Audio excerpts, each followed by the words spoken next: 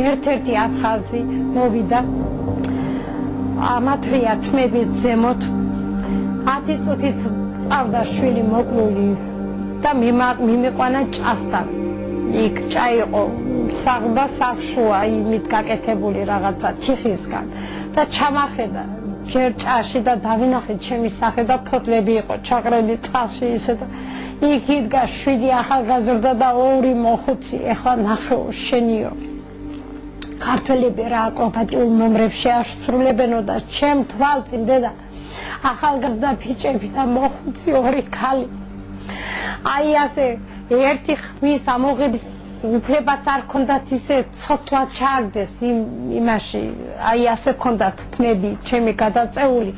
და ჩამახედე ჯერ და რო ჩააგდებდნენ ჩამახედავდნენ ფეხების ზემოთ და მარტო ყვირილის ხმა მესმოდა ой დაიძახებდნენ და უკვე ჩაგდებული იყო წყლის ხმა მესმოდა შულო რო ერთმანეთზე აგდებდნენ ამა და ბეტერი იყო თუ არ ვიცი მე იქ ტანკი იყო ამ იმას მიარტყა იმას ჩას და ჩავარდა ის რა ქვია მაგას ბეტერის ის იმაში აი ისე დახურეს ეჭა სასწაულად მერე დრებით იყო ყველაფერი მოფენილი და აი ისე მაწამებდნენ რომ ერთ-ერთმა აფხაზმა მოკლული ბიჭების გვამები რო იყო იქ ერთ-ერთ თავის ქალაქ და ახდილი წამაგზია შულო იმ თავის ქალასთან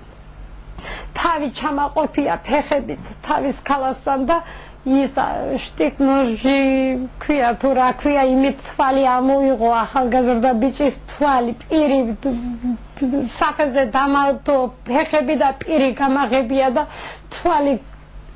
გადაყლაპეო